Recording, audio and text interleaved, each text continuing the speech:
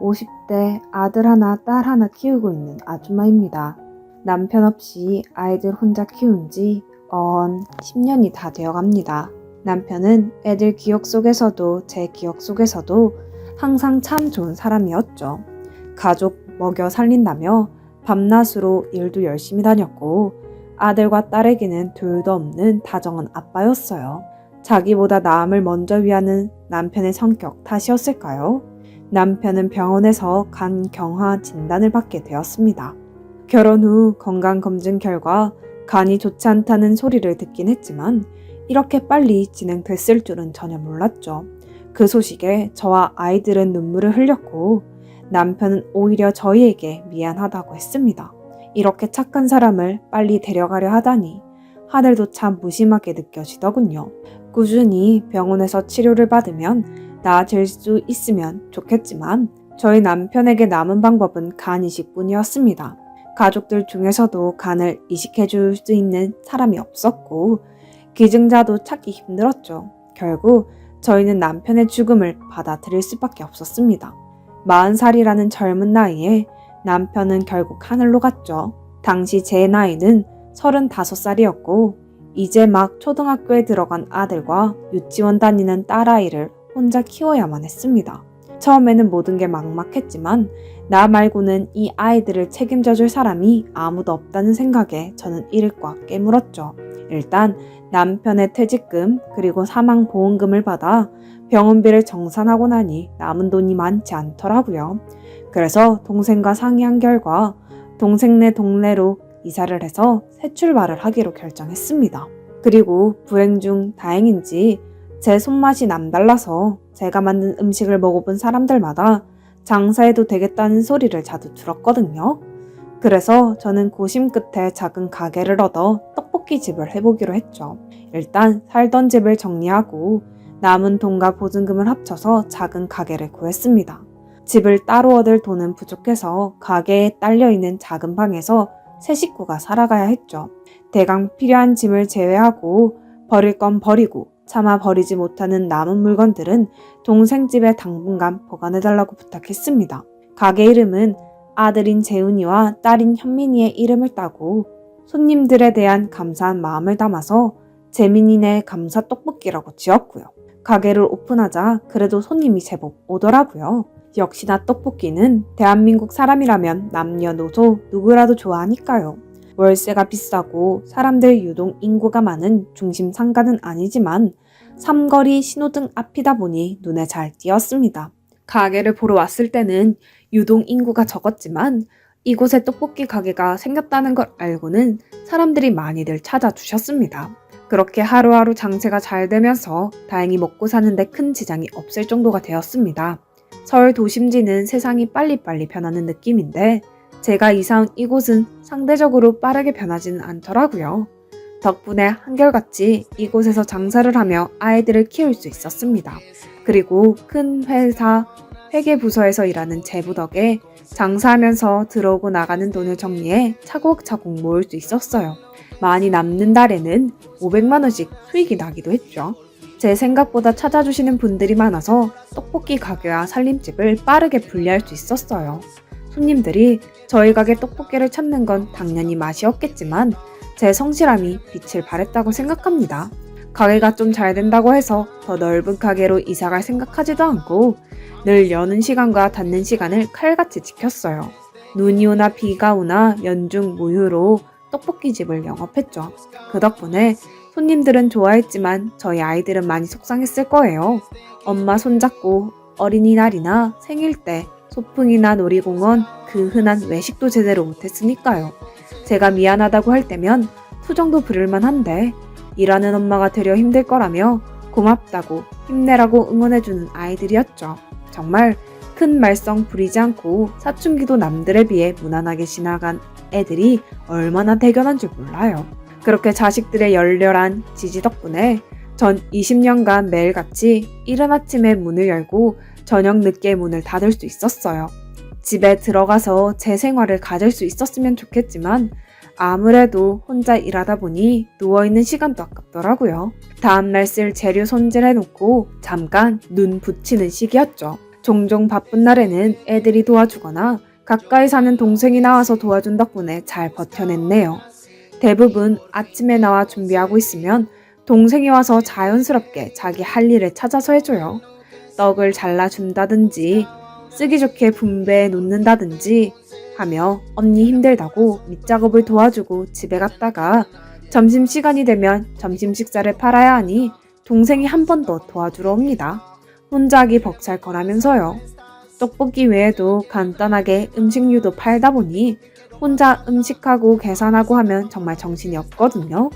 제 사정을 알고 두 팔 걷어붙이고 도와주는 동생이 고마웠고 점심시간마다 맛있다고 찾아와 주시는 손님들도 감사했네요.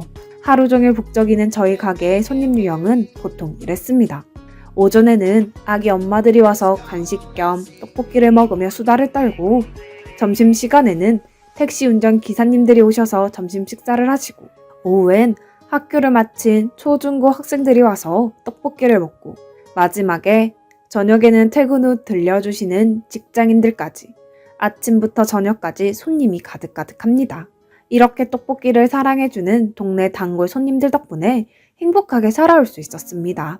그리고 요즘 들어 유치원생 손님들이 지나가다 컵떡볶이를 한 번씩 사가는 걸 보고 너무 맵지 않을까 하는 걱정에 어린 아이들도 마음껏 먹을 수 있는 떡볶이를 따로 만들어 놓기도 했죠. 아이들이 맛있다고 제잘거리는 모습이 어찌나 귀엽던지 우리 애들 어렸을 때가 떠오르기도 했지만 아이들이 빨리 결혼해서 손주를 먹이고 싶다는 생각도 들더군요. 그냥 단순히 아이가 예뻐서 한 행동이었는데 어린아이도 먹을 수 있는 떡볶이라고 소문이 났는지 아이 엄마 손님들이 유독 많이 늘었어요. 그렇게 단골 손님들도 많아지고 입소문이 널리 퍼져 있는지 동호회나 회사, 교회, 학원 등 여러 곳에서 대량 주문도 많이 들어오네요. 한번 단체 주문이 들어오기 시작하니까 일주일에 두세 번은 단체 주문이 들어오더라고요. 이날도 회사에서 단체 주문이 있었죠. 혼자 감당할 수 없는 양일 것 같아서 학교 가기 전에 딸과 아들에게 도움을 청했습니다. 확실히 도와주는 사람이 있으니 준비 시간이 확 줄어들더라고요. 오늘 단체 주문하신 분은 단골 손님 중 한 분이셨죠. 맛도 맛이지만 불친절하면 안 되고 그리고 가장 좋은 방법은 손님과의 적당한 대화가 중요하더군요. 단골로 만드는 데는 소통만 한 게 없습니다. 이 손님은 이 동네 분이 아니셨어요. 처음 오신 날 잔뜩 사가셨는데 그 뒤로 며칠 연속으로 떡볶이랑 튀김이랑 순대 등등 여러 메뉴를 10인분 넘게 사시길래 손님에게 물었죠. 아니, 매일 무슨 떡볶이만 이렇게 많이 사가세요. 저는 장사가 잘 돼서 좋지만요. 제가 하나 꽂히면 질릴 때까지 먹는 편이라서요. 주문하신 음식을 준비해드리며 몇 마디 더 이야기를 나눴는데 저희 가게에서 차로 15분 거리 떨어진 곳에 있는 회사 사장님이라고 말하시더군요. 회사 직원이 한번 떡볶이를 포장해서 간 적이 있는데 그 이후 저희 집 떡볶이 맛에 꽂혀서 찾아오셨다고 했습니다. 본인도 본인이지만 회사 직원들도 무척 좋아한다며 한번 오실 때마다 많이 사가셨고 그만큼 저도 아낌없이 서비스를 해드렸죠. 그리고 그 손님과 대화하는 것이 무척 즐거웠어요. 대화도 편하고 공통점도 있었습니다. 그 손님도 저처럼 남편을 먼저 떠나보내고 사업을 하게 되었다 하시더군요. 저는 그분처럼 회사를 일군 건 아니지만 남편을 떠나보내고 혼자 장사하는 점이 비슷하다고 생각했는지 서로에게 공감대가 있었죠. 그리고 항상 단정한 머리와 흐트러짐 없는 복장이 무척 인상적이었습니다. 제 또래 같은데 멋지게 사는 것 같았어요. 하지만 장사하면서 항상 좋은 일만 있는 건 아니잖아요. 좋은 손님도 많이 있지만 힘든 손님은 어디에나 있죠. 그 중에서도 제일 까다로운 손님은 젊은 엄마들이에요. 물론 대부분의 엄마들이 그런 건 아니에요. 하지만 꼭 힘들게 하는 무리들이 한 번씩은 나타나더라고요. 물론 무리지어 다니는 걸 뭐라 하는 건 아닙니다. 그런데 왜 그런지 내 5명끼리 와서 떡볶이 1인분에 어묵 1인분을 시키고 2-3시간을 앉아서 이야기하고 가곤 하죠. 사람이 없을 때는 그렇게 있어도 괜찮은데 문제는 사람이 많을 때입니다. 그 손님들이 다 먹고도 몇 시간 동안 자리를 차지하는 바람에 손님을 못 받는 경우도 많거든요. 다른 손님들이 줄을 서서 기다리고 자리가 없다고 이야기를 큰 소리로 말해도 들은 척도 안 해서 결국 제가 직접 부탁을 드렸습니다. 저기 다 드셨으면 자리 좀 비워주실 수 있나요? 밖에서 다른 손님들이 기다리는데 자리가 없어서요. 라고 말하니 그중 아이 엄마 하나가 얼굴이 빨개져서 말하더라고요. 우리도 손님이에요. 떡볶이랑 어묵 먹었잖아요. 우리가 나가기 전에 나가라고 하면 안 되죠. 이미 다 드셨잖아요. 아까부터 밖에서 기다리는 손님도 계시는데 다 드셨으면 자리 좀 비켜주세요. 더 시키면 되는 거죠? 저희 오뎅 2개 주세요. 드시고 싶지 않은데 일부러 시킬 필요는 없고요. 다 드신 지 이미 오래된 것 같아서 다른 손님께 자리를 양보해달라고 하는 거예요. 기다리는 분이 안 계시면 더 앉아 계셔도 뭐라고 안 합니다. 그 테이블 손님들은 계속 안 나가겠다고 고집을 부렸고 저는 다시 한번 부탁을 했습니다. 사람이 없을 때는 괜찮은데 오늘 같은 경우는 양해 좀 해달라고 하면서 말이죠. 하지만 나가달라는 말이 기분이 나빴는지 함께 있던 다른 엄마들까지 한마디씩 거들며 안 나가겠다고 항의를 하더군요. 아줌마가 뭔데 우리한테 나가라 말아 해요? 동네 장사 이런 식으로 하시면 안 되죠. 맞아. 우리가 여기를 얼마나 자주 오는데. 떡볶이집에서 2시간 전에 떡볶이를 다 먹고도 안 나가겠다고 고래고래 소리를 지르는데 귀청이 나가는 줄 알았습니다. 나가달래도 고집을 피우며 계속 쏘아붙이니 괜히 건드렸나 후회하고 있는데 옆에서 떡볶이를 먹던 학생이 혼잣말인 듯 큰 소리로 말하더군요. 아 시끄러. 다 먹었으면 좀 나가지. 그 아줌마들은 애들 하원 버스 올 때까지 여기에 있을 생각인가 본데 이 학생들뿐만 아니라 다른 손님들도 이쪽을 보며 불편해 하더라고요. 이런 경우는 처음이라 어쩔 줄 몰라 하고 있는데 학생의 말에 기분이 상했는지 이번에는 그 학생에게 불통이 튀었습니다. 학생 지금 뭐라 그랬어? 우리가 여기 있어서 학생이 뭐 피해본 거라도 있어? 지금 아줌마들 시끄럽게 굴어서 제대로 못 먹겠다고요. 어머, 이 학생 말하는 것 좀 봐. 부모가 어떻게 가르쳤으면 어른 공경 할 줄 모르고. 와, 아줌마 자식이 어떻게 클지 보이네요. 요즘 아줌마들 같은 사람들은 뭐라고 하는 줄 아세요?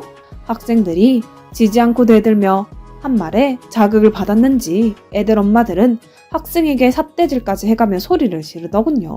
고작 6테이블이 있는 작은 가게가 순식간에 난장판이 되어버리고 저는 아기 엄마들과 학생들 사이에서 어떻게든 진정시키려고 했죠. 그때 갑자기 큰 소리가 났습니다. 그 시간에 가게 안에 있던 사람들의 시선이 그쪽으로 쏠렸고 시선을 집중시킨 사람은 단골 손님인 여 사장님이셨습니다. 식당에서 식사가 끝나면 자리를 비워주는 건 당연한 것 같은데 그런 상식을 모르시는 건가요? 아니면 알면서도 이러시는 건가요? 당신은 뭔데 껴들어요? 나 여기 단골 손님인데 올 때마다 빈 접시 놓고 앉아있는 걸 많이 봐서 아줌마보다 우리가 더 자주 오는 단골이거든요. 참견 말고 조용히 떡볶이나 드시죠. 단골? 자주 오는 사람이 엄청난 단골이라 오해하시는 것 같은데 일주일에 3번 와서 10인분 이상을 사가는 사람이랑 4명이서 와서 떡볶이 1인분 시켜놓고 2-3시간 동안 앉아있는 사람 중 누가 더 좋은 단골인지 따져볼까요? 참나, 지금 돈 많이 쓰는 손님이라고 갑질하는 거예요? 갑질은 지금 아줌마들이 하는 거죠. 5,000원어치 시켜놓고 3시간 동안 앉아있으면서 다른 손님이 와도 자리에 안 비켜주고 어묵 국물 리필하며 버티고 있는 당신들이 하고 있는 게 갑질 아닌가요? 단골 사장님과 아이 엄마들의 신경전이 이어졌지만 사장님이 전곡을 콕 찌르자 별말을 못하더라고요. 잠시 정적이 흐를 때 아까 싸웠던 학생들이 박수를 치면서 사장님의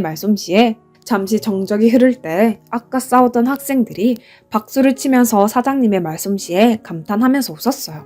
결국 애기 엄마들은 5,000원을 탁 소리나게 내려놓으며 말하더라고요. 우리 여기 다시는 안 올 거예요. 아줌마 후회할 줄 알아요? 우리가 얼마나 마당빨인데 이 동네 소문 다 내서 망하게 해줄게. 이렇게 소리치고는 나갔습니다. 상황은 일단락됐지만 가게 꼴이 말이 아니었어요. 일단 식사하고 계시는 손님분들이 있으니 서둘러서 치웠고 저는 단골 사장님에게 감사 인사를 했죠. 그런데 그분이 오히려 저에게 사과를 하시더군요. 소란스럽게 해서 미안합니다. 아니에요. 오히려 쫓아내주셔서 감사하죠. 이런 상황을 제대로 정리하지 못한 제 잘못이에요. 이런 일에 휘말리게 해드려서 죄송하네요. 저런 사람들 그냥 안 받는 게 이득일 거예요.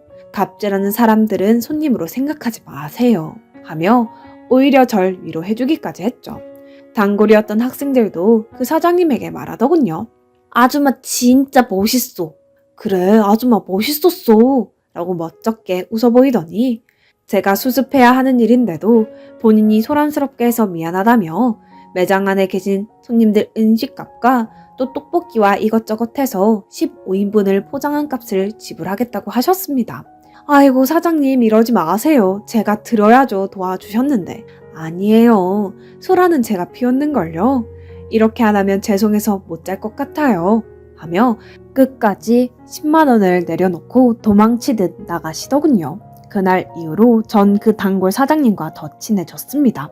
그러다 보니 서로 살아온 이야기까지 주고받게 되었죠. 사장님은 어떤 날엔 와서 제가 살아온 이야기를 들으며 찔끔찔끔 눈물을 흘리기도 하고 어떤 날에는 단골 사장님이 살아온 이야기를 듣다가 제가 펑펑 울기도 했네요.